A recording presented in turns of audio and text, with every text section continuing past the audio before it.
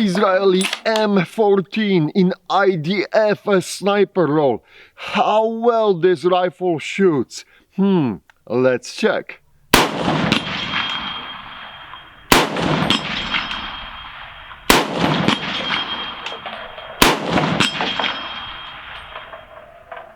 "1970s Yom Kippur War, madness happening, but before we'll talk about this, let's go to the shooting platform and see what this M14 IDF sniper weapon system can do."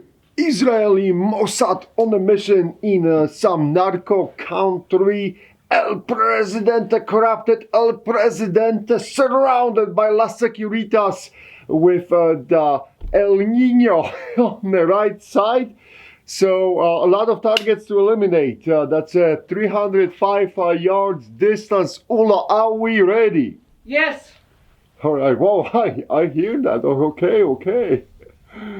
We'll start with the sneaky shot.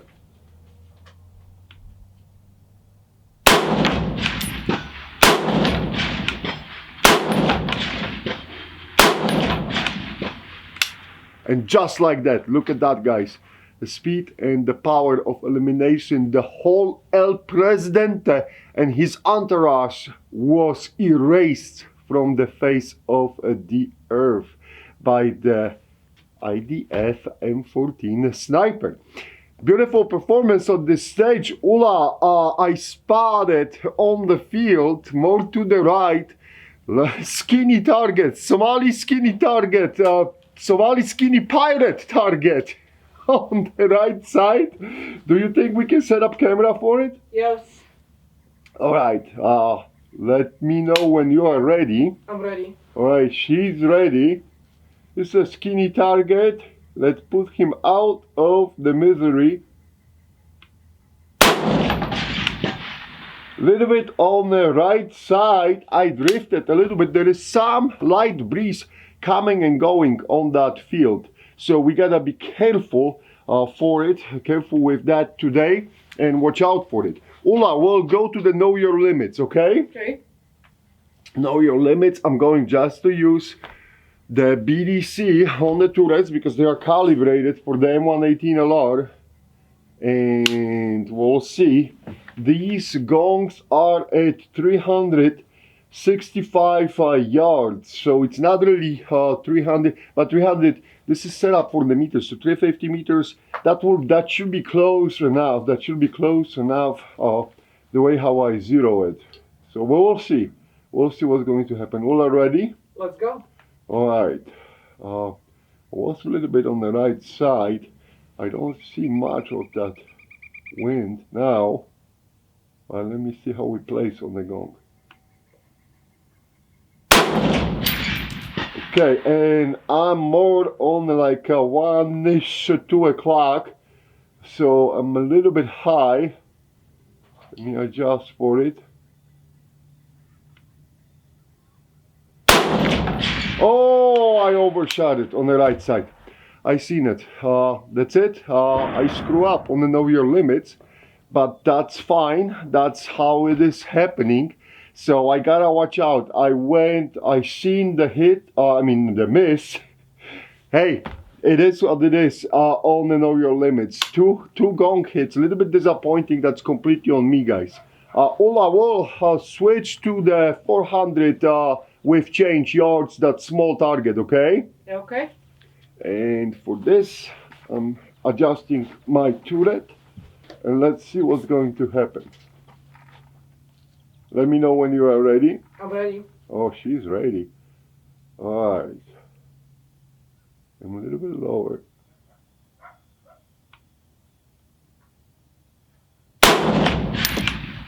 And that's a dead in the center hit on the plate. Beautiful recovery from disappointing know your limits.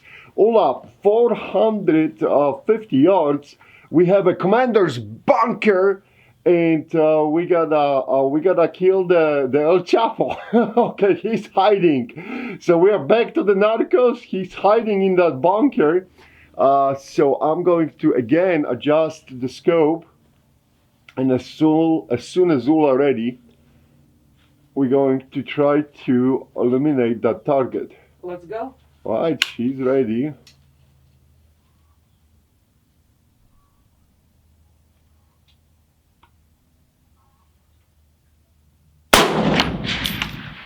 And that's a headshot. You cannot get any better than this. 450 target eliminated. Lights out. Good night. Alright, let me adjust for the 500. Ula, we will go for that target, that skinny pirate target.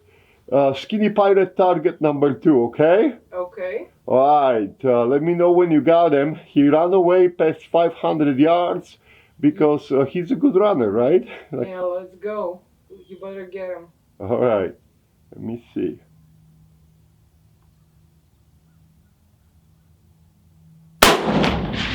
And boom, beautiful hit. That in the center. Ula, he's running no more. Okay. Ula, we will go to the 550. Okay, 550 target, and we will engage the little one. Let me adjust the turret. The little one, which is on the right side of my right side of the big one. Okay. Okay. Just give me 1 second. Yeah, that's okay. And we'll see. All right. Get him. Let me see if I can whack that guy. Watch out for the wind.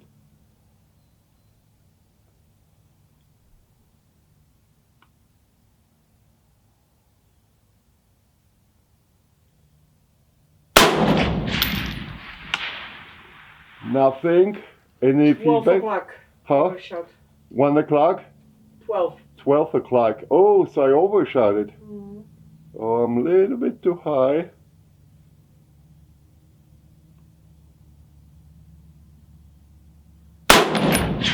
And boom. There you go. Excellent feedback. Hey, 550, that's a small target. Very small target. I'm trying to overachieve probably here. But still, we deliver a nice hit on that still. 2 shots, though, were required to neutralize that target. That's okay. Ula, 600 yards. Little fella. Yeah, let's go for the little one. We'll see what's going to happen, okay? Okay, let's go. I'm thinking. All right.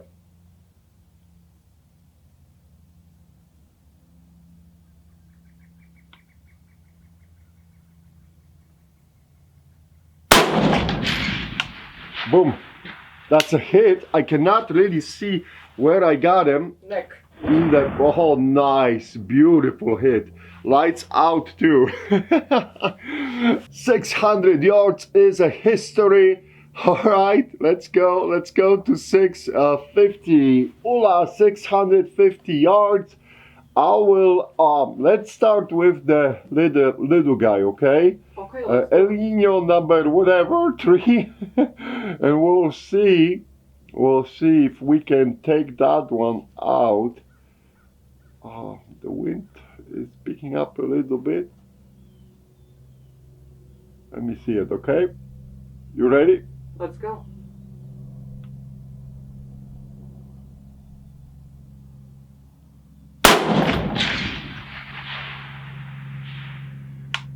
Was too high, 12 o'clock. Too high.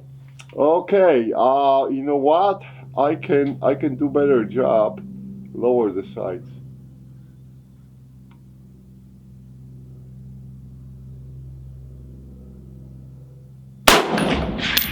Boom. Headshot. That's a headshot. Great correction. This wind hit goes to Ula because she is doing fantastic job correcting me. I don't know how she's doing it in that small screen on the camera, but that was outstanding correction. And thank you, Ula. All right, 700 yards. Okay. Ula, 700 yards. And you know what? Whoa, I don't think I can smack the little target is 710. Okay. You want to start with the little one? Of course I do. All right. I mean, you do. All right. Let me know. Okay, let's go. Oh boy.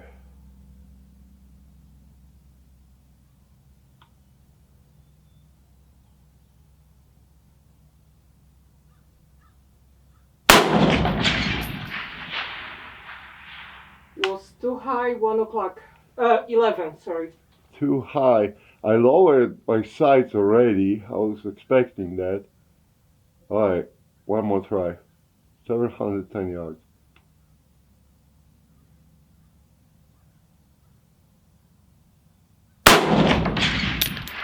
Headshot. And there you go. Alright! Bravo to Ola! Hidden treasure in the back.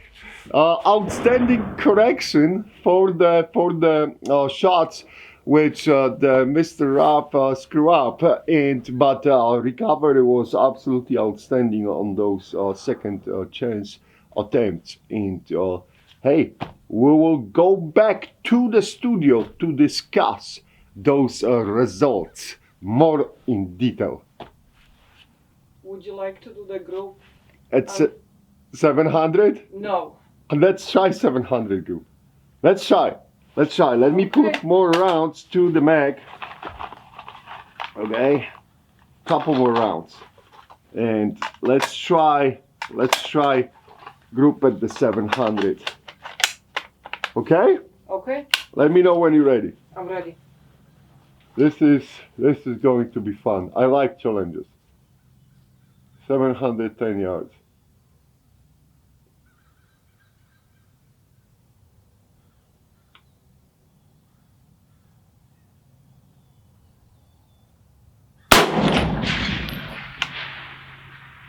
That's a hit? One hit. It went to the first hit. Yep. Oh, I see that in my scope is just the little thing growing. One more shot.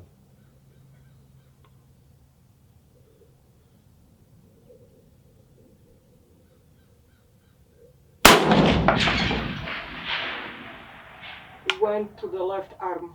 That's okay. I'll take it. At 710 yards, I think we proved that it could be consistent on the little tiny El Nino number. I don't know, is El Nino number 4? Midget. Let's go with the midget, okay? Would you like me to count? Target. So Mossad tour in some South American country, narco state, end up in a complete elimination of the cartel. And that's it. Now, going back to the studio. Oh my god, Rob, what you doing? Let's see if we can redo Know Your Limits. Ula, let's roll the tape.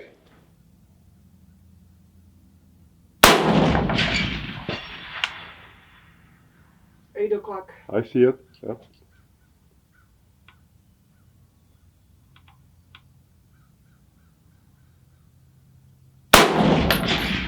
Center mass. There we go.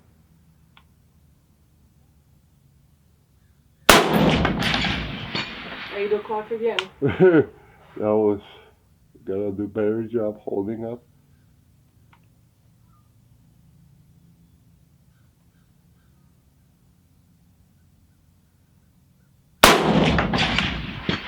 There we go. 7 o'clock. Okay, Mirage in the scope now.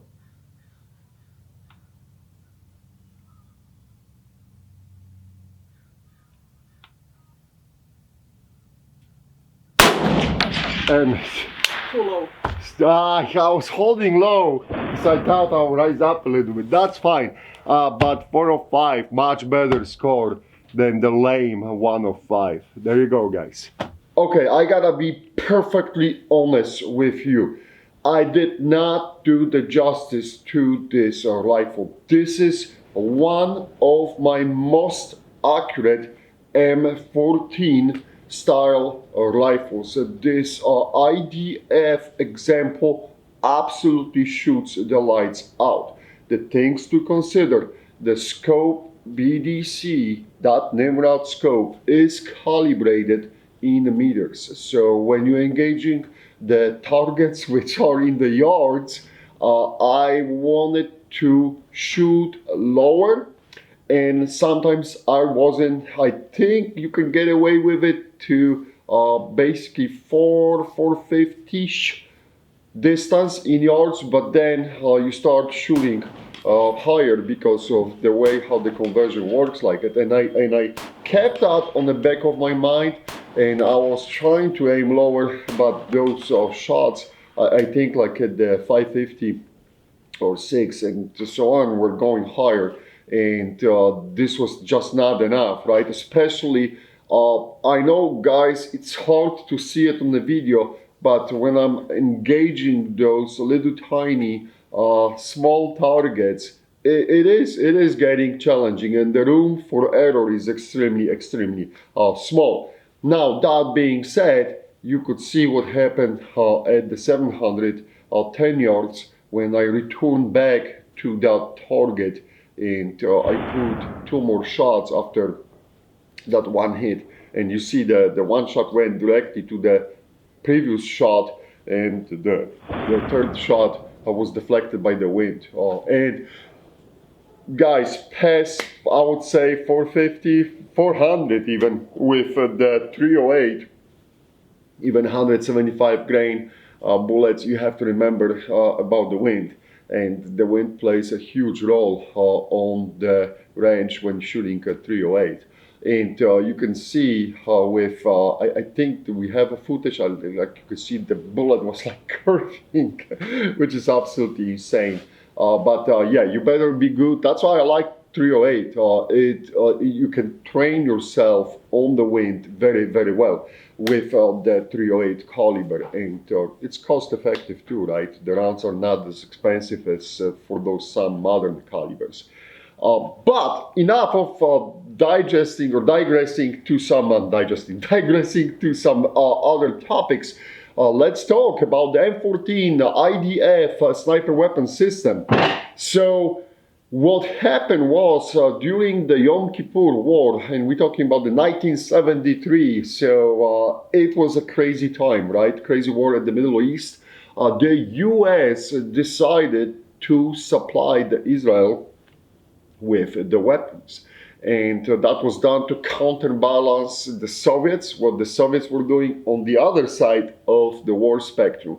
So tons of military supplies were airlifted, literally airlifted to the Israel, and then there were shipments coming via sea as well. And the M14 was born for the IDF, right? It arrived in the hands of the IDF. And I'll tell you one thing from my exposure to the IDF soldiers and their sniper program. I think that their sniper program, the way how they training, it is top notch. And what they were doing in the past, they always had the sniper program, and they always were committed to the sniper program. We talk about the SP66 Mauser rifle used by them. They use the modified K98 case with the scopes before even SP66, and of course they use the M14 sniper weapon system. This is basically mid-70s, 1973, some people putting a finger on the date, to the 1997. That this is where these weapons were in use by the IDF. Why 1997? Because in 97, the Israel switched to the M24 sniper weapon system. So that was the next generation, and return to the bolt action rifle for them. Now, the one of the biggest characteristics how to pick up with the naked eye the M14 IDF sniper rifle is, of course, the crazy cheek piece on the end of the stock. And that was done because on their mount keeps that scope very high. And they did that to compensate for that height. So they put it this very characteristic chickpeas. And their whole stock is amazing.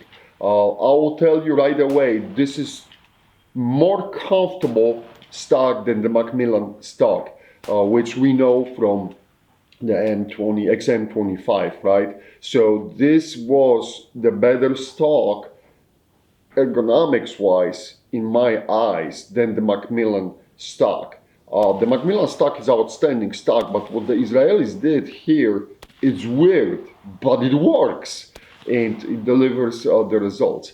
I contribute the accuracy, good accuracy of this rifle to the stock, because you have to remember that the Israelis didn't do anything specific on the barrel side. Like for the XM25, you know, we had pimp out barrels from Krieger and one more manufacturer which was supplying a specific very heavy barrels, right? Basically for the XM25 program. Israelis stick to the standard barrel or the medium weight barrels. That's it. That's all it was. So the accuracy of this rifle and the way how they use it and deliver the results, obviously, right? No matter what you're going to say, and I know the Israel is always controversial, but I'm telling you guys, from just standing on the side and watching their sniper program and what their snipers do in their training, it is absolutely professional. Do they have a shellbacks? Of course, every army has a shellbacks. But the overall program which they going through in the ranges is absolutely jaw-dropping in Israel. And they got tons and tons of experience for the sniping. There's not even a question. You're not going to see the Hollywood movies about the IDF, right? Snipers, but they're really, the skill set level is very, very high. So that being said, let's go back to that M14 sniper weapon system. I do have a Nimrod 6-power scope calibrated for M118 with the BDC, but they started with the 4X Wild Herburg scopes. You may remember them from that K98 K rifles. I talked about it at the beginning. And that was the early 70s, like the beginning of the program, 1973. And that scope lasted on M14. Some people are saying up to 1984. And actually some users from the IDF said and confirmed that yes, they started receiving the Nimrod scopes around 1984. So everything fits, the puzzle fits to what you can read in the books. Now, going fast forward, at some point, and I'm talking about the early 1994, 1995 maybe, the Nimrod started being pushed out by the Kales scopes, and the Kales that was under the name of Photonic. We talk about those scopes in SP66 video, so if you want to go and check the IDF SP66 video, link will be in the comments. But the Kales got the contract and they supplied the scopes to the IDF. Both Nimrod and the Kales scopes are absolutely outstanding. The glass quality to this day, guys, withstands the time test. It's a very good glass, beautifully done scopes, and they work very, very well. Of course, you got a little bit better reticles right now, and you know the larger tubes, so you're gathering more light and everything. But for that time, if we're talking about the basically early 80s through the 90s, absolutely outstanding scopes, no question about that. So, but the scope was sitting in the rings on that mount. Do I like that mount with only one main thumb, kind of thumb driven screw and the lever? It holds, but you have to be very, very careful.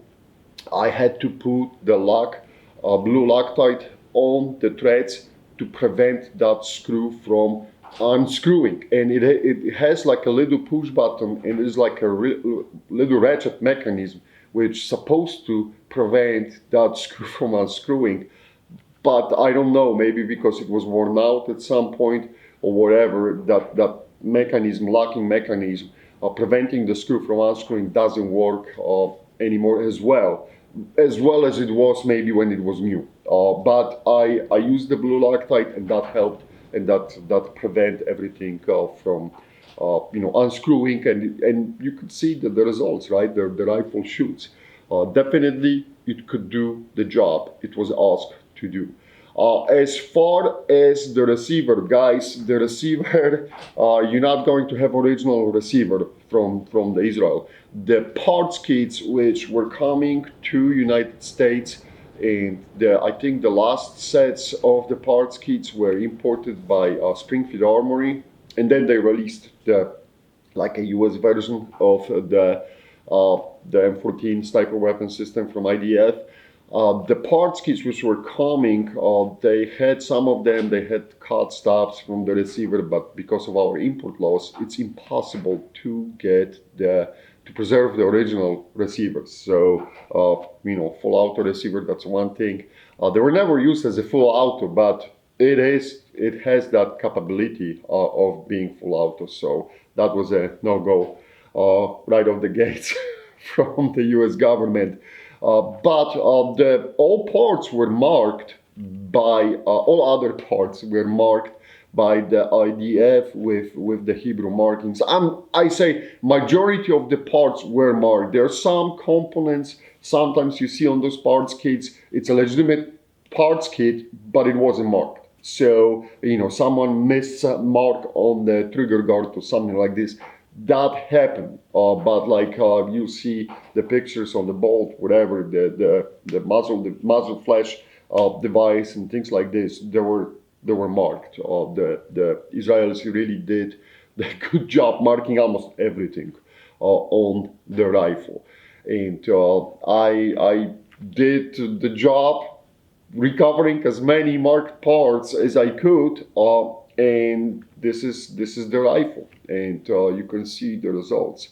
So going back to the stock, I forgot to say this one has a greenish color. Majority of the stocks coming to United States, guys, they are in that Taco Bell poop color. Okay, so but a lot of stocks were painted. Still, as I said, in the US market, the Springfield Armory was probably the last one. If I'm wrong on that, correct me in the comments, to import those IDF kits. There were other companies before Springfield Armory which imported the kits. I think they started as early as the 80s to import the kits from the Israel for the M14 kits. But I think the Springfield Armory is like the last one. You can find those rifles still. They pop out on the Gunbroker from time to time. But of course, the prices are to the roof right now, and it's a commitment, right? If you don't like that type of the rifle, just to pay that kind of amount of the money, you're not going to have the bang for the money paid based on what you can get on the precision rifle market today, right? But hey, if you want to have a cool piece of the history of build the clone, there you go. That's the way to go. By the way, you can find them with the original deployment cases like I got here, and there were a few types of the cases, but they are clearly marked with the M14, the year of production and things like this. So my case, I think that one came from 1996, so it was like the 1 more year, and the program ended for the IDF. And as I said, they switched to the M14 Sniper Weapon System, SWS, which we will talk about the M24 soon, I promise you guys. This is the rifle which has the really warm place in my heart. So we'll talk about that rifle. But as far as the usage and the ergonomics of this stock, I like it a lot. I think this really was outstanding program and what the IDF did with it. And we know that those rifles have seen a lot of combat engagements, okay? Let's put it that way. Again, we don't want to discuss the politics here. I understand it's a controversial subject for a lot of people, but I can assure you that the IDF snipers are top notch, and these guys doing, and they probably did in the 90s and 80s, really good job from their perspective, right? Either you agree with it or not. So it was a good equipment for them, and it was used up to their capabilities and maximized by them. One more thing I forgot to say, there is these rifles were issued with the early Harris bipods. I do have this bipod, I just forgot to put it for the video. But they were issued with the Harris bipods. The cutout in the case is you can fit it with the Harris bipod attached to on the rifle into the deployment case. All right, that's it. Guys, let me know if you have any questions. I hope you enjoyed a little bit of shooting, the tricky shooting with the know your limits, the take number 2, and of course the short lesson on the history of the M14 sniper weapon system from IDF.